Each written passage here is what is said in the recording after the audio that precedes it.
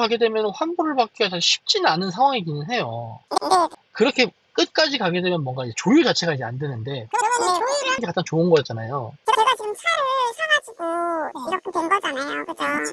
근데 한두 번 되는 것도 아니고 지금 차를 받자마자 계속 이거니까 제가 차에도 정리가 똑 떨어졌어요, 진짜. 그러신 것 같아요.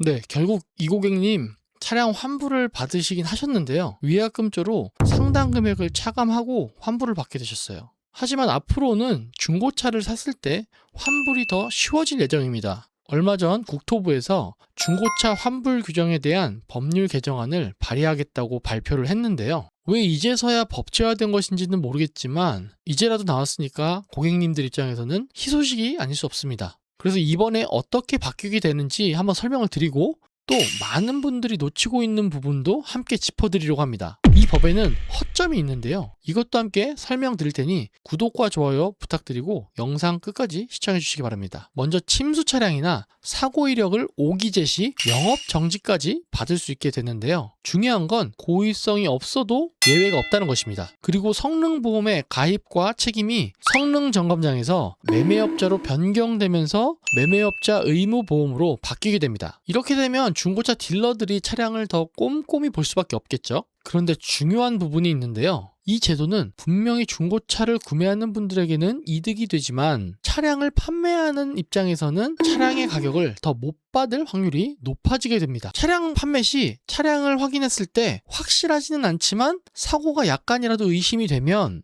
무조건 사고가 있는 걸로 판단하고 사고를 고지하고 판매를 하는 게 판매업자 입장에서는 안전한 방법이죠. 그래야 영업정지를 받는 위험을 피할 수 있기 때문입니다. 그래서 차량 판매 가격이 지금보다 하락할 확률이 좀 높아질 수 있습니다. 그리고 진짜 중요한 부분은 환불 규정인데요. 차량 구매 후 일주일 이내에 하자로 인한 수리 비용이 300만 원이 넘으면서 차량 구매 가격의 30%가 넘거나 수리 기간이 30일 이상 걸리는 경우 차량을 환불받을 수 있게 됩니다. 그런데 여기서 꼭 알고 가셔야 할 중요한 부분이 있는데요. 수리 비용의 기준이 정식 센터 기준이 아닐 수 있다는 점이죠. 안녕처차의 이 컨텐츠를 보면 국토부에 정보공개 청구를 해서 받은 회신에 대한 내용을 이야기하는 것으로 보이는데요. 정식 센터 기준의 수리 비용이 아니라 보험개발원의 AOS 시스템을 기반으로 가격이 정해질 예정이라고 하니까요. 나중에 이 부분은 다시 한번 확인해 보셔야 됩니다. 만약 이게 확인이 어려우시다면 저희 채널을 구독해 주시면 빠르게 정보 전달드리도록 하겠습니다. 제 예상으로는 정식 서비스 센터 수리비의 70에서 80% 정도로 책정이 될 것으로 보입니다. 다음으로는 중고차 구매자분들이 정말 불만이 많았던 부분인데요. 이 부분이 쟁점이 될 것 같습니다. 바로 중고차 부대 비용에 대한 부분인데요. 현재는 중고차를 구매할 때 차량 가격과 별도로 매도비, 성능보험료 등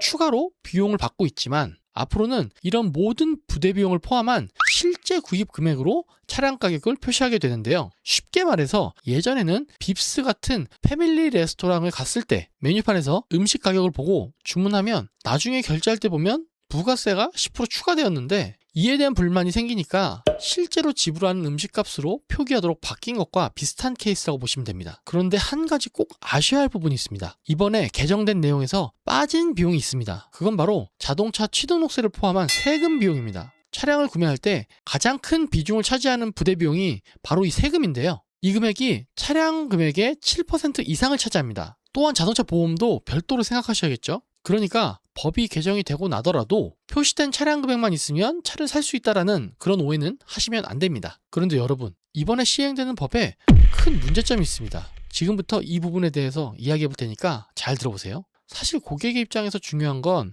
보험 가입과 책임이 성능장이냐 매매업자냐가 아니라 제대로 보험 처리를 받을 수 있느냐가 중요한 건데요. 현재 차량 성능보험을 청구하게 되면 문제가 있는 경우에도 보험 처리를 받는 게 너무 힘들 뿐만 아니라 보험료가 너무 비싸다는 겁니다. 성능보험료가 비싼 만큼 수리를 제대로 해주면 그나마 나은데 보험료는 비싼 대로 내고 수리를 못 받는 경우를 정말 많이 보게 됩니다. 노버스 인더스트리 채널에 올라온 중고차 성능보험 관련 영상을 보면 이렇게 처리를 안 해줄 거면 차라리 폐지하는 게 고객의 입장에서 더 낫다고 주장을 합니다. 여기서의 사례를 보면 성능보험료를 100만 원이 넘게 지불했는데도 수리할 부분이 생겨서 보험 접수를 하니까 하나도 되는 게 없다고 이야기하고 있어요.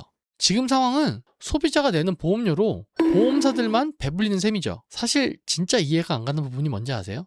저도 이 부분은 아무리 생각해도 고객들을 내가 이해시킬 수 없다고 생각이 드는 부분인데요. 신차 보증이 남아있어서 모든 차량 수리를 서비스 센터에서 할 수 있는 신차급 차량인데도 성능보험료가 나온다는 겁니다. 어차피 성능보험 처리를 신청해도 안 나올 뿐더러 해줄 이유도 없는데 왜 받아가냐고 고객분들이 말씀하시면 사실 제가 할 말이 없더라고요. 그래서 차라리 보험가입 여부를 소비자가 선택할 수 있게 해주는 것이 더 합리적이겠다라는 생각이 드는데요. 이 부분은 많은 분들이 유튜브에 의견을 내주셔야 하지 않을까 생각합니다. 또 하나 치명적인 문제점이 남아있는데요. 만약 여러분이 중고차를 구매하고 일주일 안에 중대한 하자로 차량을 환불받을 조건이 됐어도 쉽게 환불을 결정하기 어려울 수 있습니다. 그 이유는 바로 취등록세 때문인데요. 만일 중요한 하자로 환불을 하려고 하는데 차량의 명의가 이미 구매자에게 이전이 됐다면 취등록 비용도 환불이 될까요? 현재로서는 불가능합니다. 분명히 계약을 취소하는 환불인데도 세금을 돌려주지 않는다는 게 사실